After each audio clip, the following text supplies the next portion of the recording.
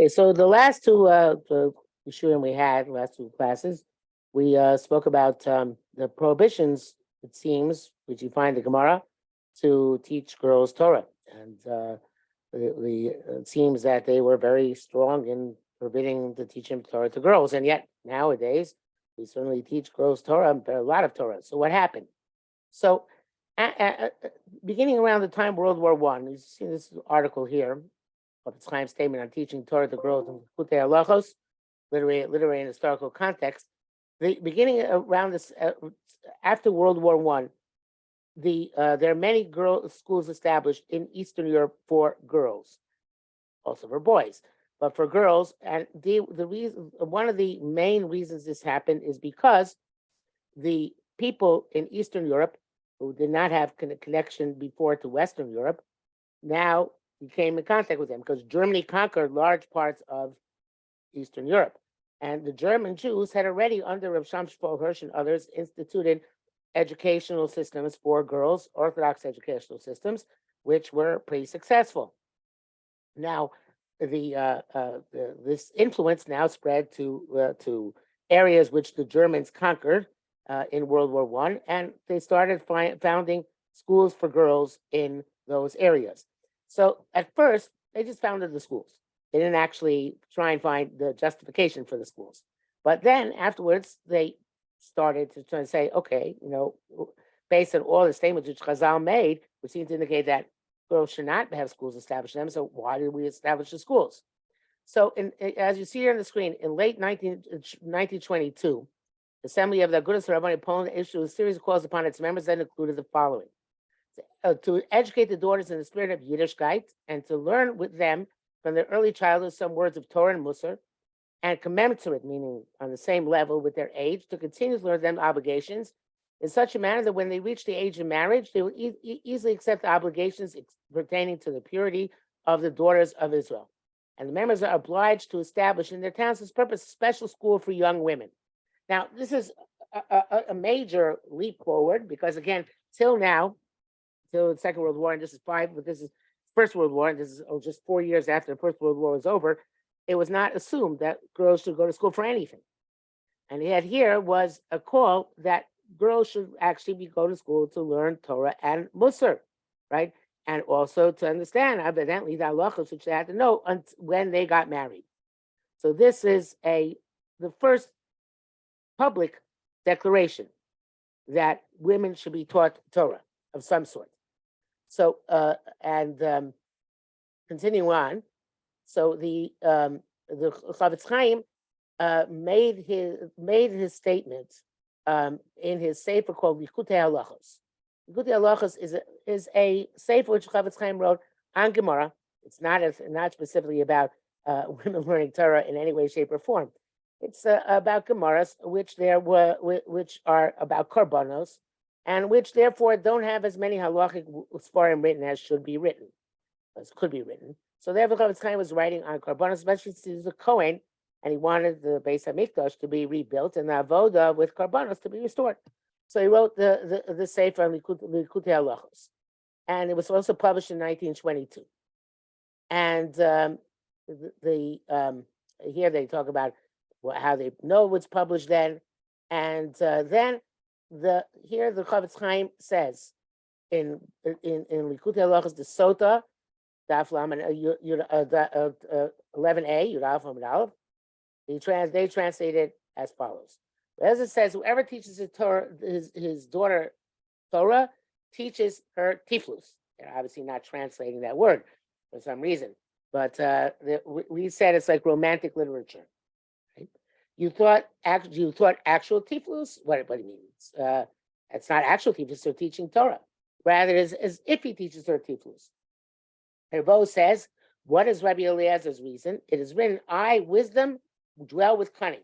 When wisdom enters a person, a cunning enters into it, with it. How do the rabbis understand I, wisdom? The verse is needed for the interpretation of Rabbi Yossi Reb Chanina. Rabbi Yossi Chanina says, the words of Torah stand permanently only for a person who makes himself naked for them. In other words, completely bereft of all his of all materialistic goals. As when I will wisdom shall dwell with nakedness. That's only one translation.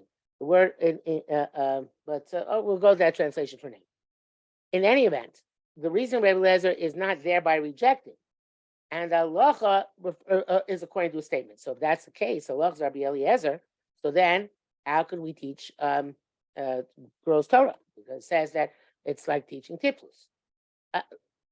Later rabbis said that Torah refers to the oral law, but that refers to Torah Sheba'al Peh, which means the Gemara and stuff like that.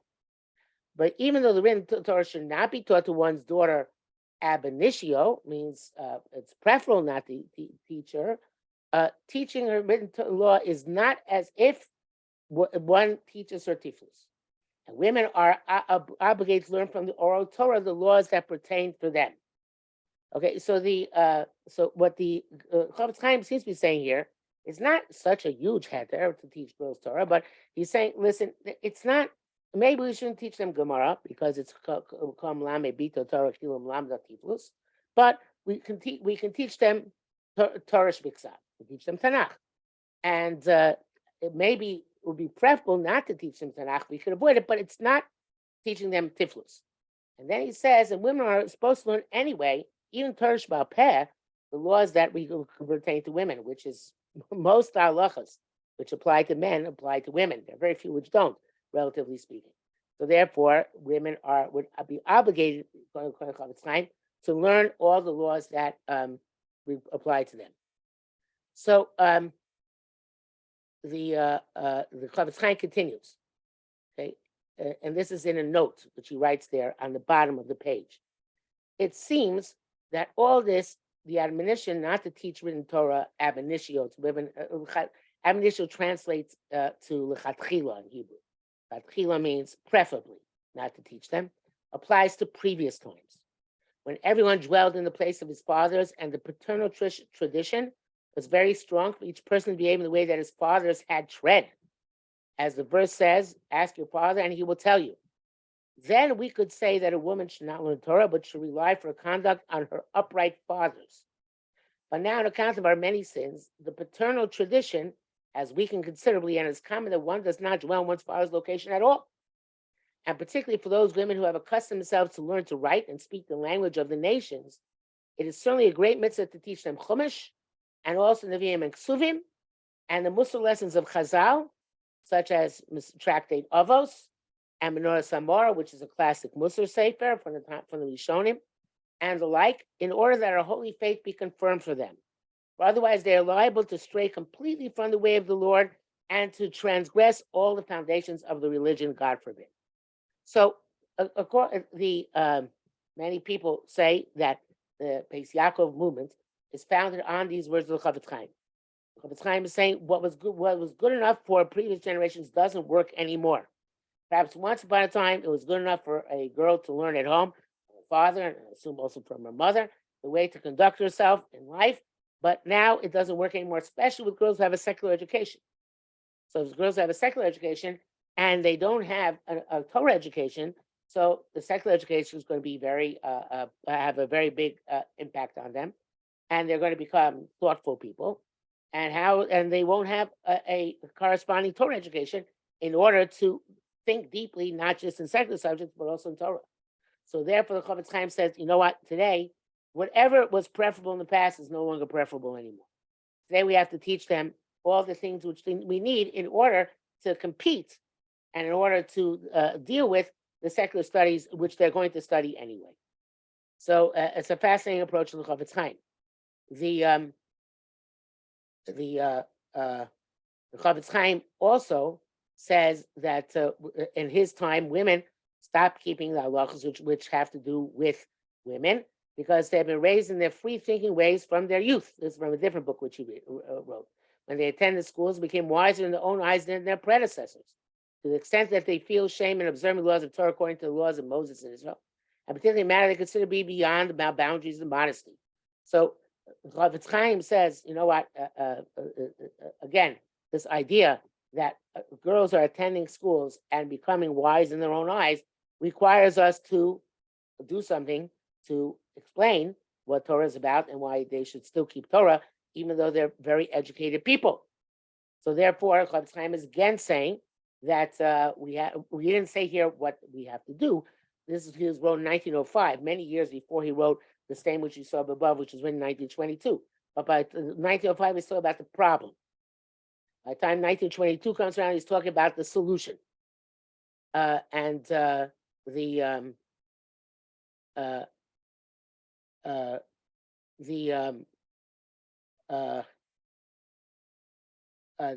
other people still didn't agree with this. He brings down here from the Aruch HaShulchan before World War I, around in the beginning 1900s. Although it's not really agreeing because Chavetz Chaim hadn't yet come out with his statement that you should teach girls Torah in school. It says, ours is never the custom to teach women from a book. And we never heard of that custom. Rather, every woman teaches the relevant laws to her daughter and her daughter-in-law. Recently, the laws pertaining to women have been published in the vernacular, meaning in whatever language is spoken in that country, whether it be Yiddish or Russian or Polish, for women who can read for them. Our women are fervent, rizos. They keep mitzvahs very, very carefully. In every doubtful matter, they ask for a rabbi and don't decide for themselves in the smallest matter. So the Aruch HaShulchan says, yeah, there are svarim for women, but we primarily want women to ask the questions of a rav or somebody else who's knowledgeable in order to get answers and not necessarily to rely on what they learn in the svarim. So again, at that time, the svarim for women started being written in the beginning of the 1900s, but there was no schooling yet. Schooling came even much later. So skimming down to the next source here, this is from the Maharam Shapiro. Maharam Shapiro is Meir Shapiro. He's famous for instituting the learning of Daf Yomi. He was a Rav in Rosh Yeshiva in Lublin, in Poland. And he writes as follows. We speak a great deal about the education of girls, which is a very painful subject for us. Our situation becomes so bad because we have only taken little interest in the subject for many years. At the same time, we devoted much of our thought and always concerned ourselves, whether a lot or little of the education of boys. We continue to apply to the girls kol kvuda bas melech pnima, which means keep the girls at home. Like all of the honor of a princess is to stay inside, not to go out.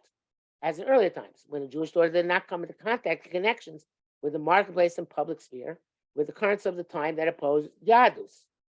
Then we do not need to give her an antidote and a powerful, effective counterforce against them. And then it applied whoever teaches his daughter Torah is as if he teaches her tiflus. Only men had in particular to learn Torah when they needed the antidote, the countercurrent that repels foreign currents, because presumably men have to go out and deal with the world, so they need Torah to strengthen them. But the daughter and the Jewish woman sat at home. Only that environment acted educationally upon them, and developed them and made them to true Jewish women and fit Jewish daughters. Okay, that's what used to be. We thus did not pay attention to the girls, to that the girls, unarmed and lacking any concept pertaining to Torah Yadus, have been taken outside from us into cultures and currents. Culture means secular culture, and the currents, the styles and passions of the secular world. They become so educated and raised in the lap of foreign culture and anti-Jewish ways that every common wind, or it's every influence, and light attempt to ensnare their spirits, to capture them, to penetrate their souls, and to poison and uproot them from the place, have wielded their evil ways on them. And now we are faced with another grave question, which is strongly related with the education of the daughters, and is the purity of the daughters of Israel. So he says it's a big problem. But it says the author's right here, Ram Shapiro diagnosed the illness but does not prescribe the remedy. Anyway, not in the written version of his address. Although later on, as we said, the assembly called for the established Jewish schools. Now the question became what to teach, right? So according to this, Chavetz Chaim is writing, one should be even more careful not to teach boys and girls flippant writings and romances. In other words, you shouldn't teach girls Torah because it's like teaching them tiflus, right? Flippant, which they authors translate as flippant writings and romances, which consume their heart and soul. One reads them regularly is in the category of one who reads external books, who was treated with great severity with our sages, as in the beginning of Chelek. Makes no difference whether they're published in holy tongue or in vernacular, whether in Hebrew or in any other language. So the Chavetz Chaim here is trying to say obviously boys and girls have similar problems, right? They both have this kind of literature, which is damaging for them. So so these are the challenges which were being faced in at the time. So the Chavetz Chaim addressed that above, where he said they should learn the Tanakh and they should learn Musar, and he continues over here, and this is much from 1930. There's another principle every time a Chacham in every town needs to enact, namely to see there's a kosher cheder, which are little sons and also little daughters. We provide a kosher education ways of Torah. In other words, there should be a yeshiva type school, not in schools that are full of heresy and sectarianism. Those type of schools which are teaching inappropriate things, which are completely bereft of teaching of our holy Torah. One should accustom his son to learn the Agadatos of the Talmud, which means the stories of the Gemara, which actually yeshivas still don't pay much attention to. But even more, one should distance his son from schools in which heresy and sectarianism is taught. Instead of the Holy Chumash, they make up books in which there are found only stories of the Chumash. They have copied with any sense of our holy Torah, and that's Torah in its entirety for them. And all the laws and mitzvahs, like in Vayikra and the Barim, they denigrate, they mock, they scoff at them, and do not copy. They don't put them in their books. A father must be exceedingly careful not to allow his son to go to such schools where he destroys them with his own hands. And likewise, he should be careful to educate his daughters in the way of Torah. And he continues, and this later on, a year later, first of all, he must become fortified with all the strength of the education of boys and girls, to establish them chadorim and kosher schools according to the laws of our holy Torah, not to deviate right and left, or to forego anything of holy Torah, and not to allow them to attend such schools as are full of heresy and sectarianism, apicorsis and stuff which is not according to Torah. God save us. So by the time the 1930s rolls around, not only is the Chavetz Chaim pro teaching Torah to girls, but he's not differentiating in the schools and presumably this is elementary schools, which for boys and girls. He's saying they both have similar needs. They really should be taught the same way because they need to be fortified in the ways of Torah to protect them from the outside world. The Beis Yaakov movement was founded in the 1920s. And it was founded in Poland, where most people were Hasidic. So Chavetz Chaim was in a part of Poland, which is Lithuania, where most people were Misnagdic, not Hasidic. But a lot of the Hasidim opposed Beis Yaakov. And he writes, so in 1933, when his attempts to open a Beis Yaakov in Fristik in Poland, was met opposition by a local rabbi, Menachem Mendel Halberstam, which was a Hasid. Chavetz Chaim signed a public approbation for approval of Beis Yaakov, or convinced Jewish parents from the town to send their daughters to the school. He writes as follows. February 1933, to the worthy lovers and esteemers of Torah, the God-fearing people of Fristik, may the rock guard them, Sur Yisrael. I heard the God-fearing people devoted themselves to establish in the towns a Beis Yaakov school, which is taught Torah, the fear of heaven, morals and manners, which is Torah for the girls of our Jewish brethren. I addressed their fine action, saying, may the Lord strengthen them and establish the work of their hands. The action is a greatly needed matter in these days. Say, when the current of heresy, God save us, reigns in all its force, and all sorts of free thinkers, people obviously thinking bad things and not being religious Jews, lie in wait to ensnare, to capture the souls of our Jewish brethren. But whoever's heart has been touched with the fear of God is obligated to send his daughter to learn in this school. And there's no room for concern in this day and age for all the apprehensions and doubts arising through the omission of teaching one's daughter Torah. This is not the place to elaborate. It doesn't want to go into that. And so at length, but he says, for our generation is not as the earlier ones.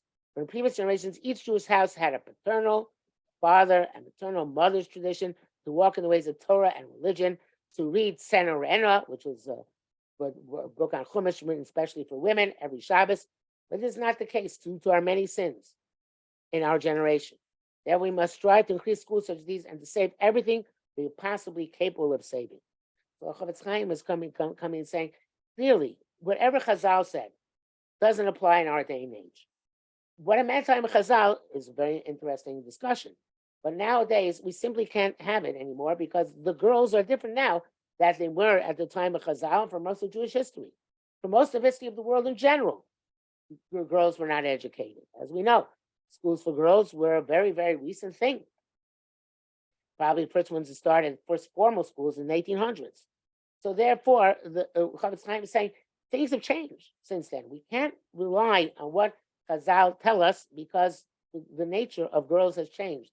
And the world has changed since then. So therefore, Chavetz Chaim clearly is saying that it's imperative to teach girls Torah. So this is considered to be the basis of our allowing, so to speak, girls to learn Torah in our day and age. He brings down from the Racham Manikin, who's one of the Orthodox articles, discussed in 1923 letter from Sarah Schneer, founded by the Yaakov movement, which reveals that she consulted with the Belzer Rebbe over whether the girls in her school should stage her play, Judith, I guess it's about Yehudis. Although the Rebbe forbade staging it as Chukas Hagoy, Rebbe was against plays, the Belzer Rebbe, she expressed the hope that it could be performed as a declamation, meaning just recite the parts. Okay, from this one, it can be inferred that the Belzer Rebbe was the school's rabbinic authority until it came under the auspices of the Keren Torah of Agudas Yisrael.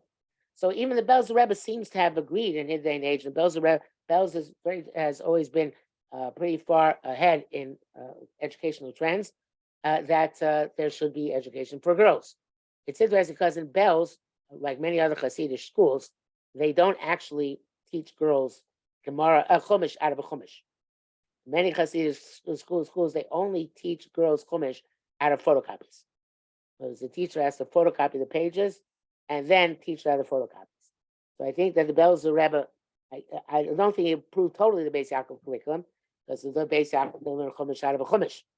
In places like Satmar, which are even more extreme, girls are not allowed to learn any Chumash whatsoever. They learn special books which have the stories of the Chumash in them, and they don't learn Chumash. They certainly don't learn Chumash with Rashi, because Rashi is Torah Sheba'al Peh. And Torah Sheba'al Peh is something which in very Hasidic schools, they don't want women to learn. So they don't even teach them Rashi. We hold not like that. We hold and many Hasidim no longer hold like that, but like that extreme position. But the point is that according to our perspective today, since girls are, I don't think this is the Hebrew translation what we saw before.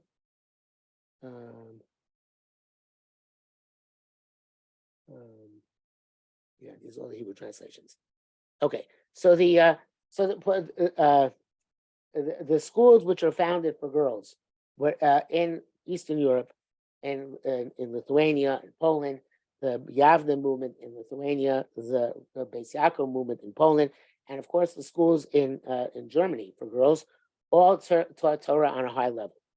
And this is important to understand that there are certain halachas in which Chazal tell us which are made for the generation, for that generation, and they're not always in effect. And the most classic example of that is when Chazal said, you know what, we're going to start writing down Torah Sheba'al Peh. Torah Sheba'al Peh was once something which is forbidden to write down. And they said, Eis la'asos Hashem eifero Torasecha.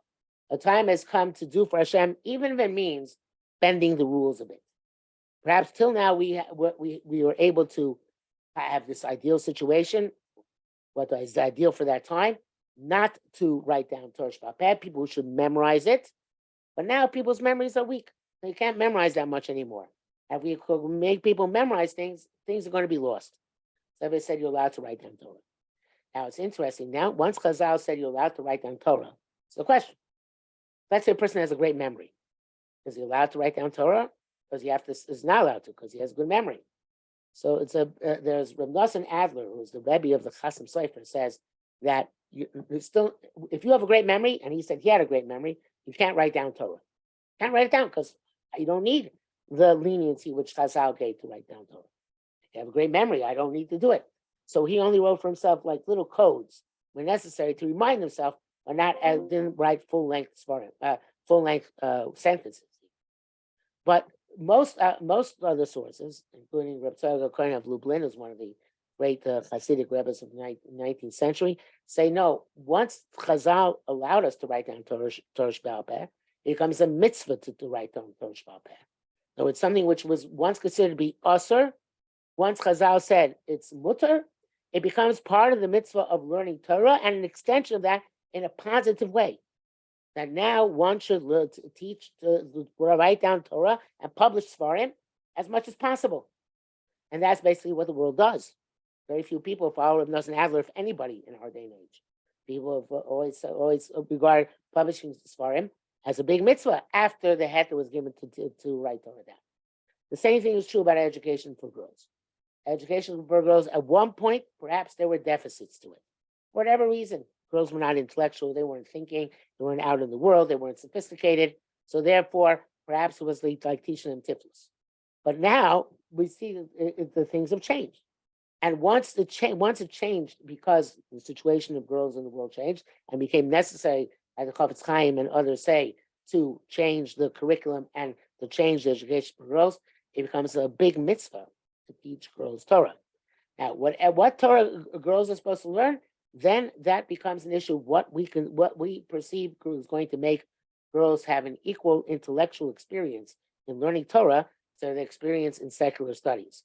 Preferably, learning Torah should be on a higher level than their secular studies, because the Torah is supposed to be seen as superior to secular studies.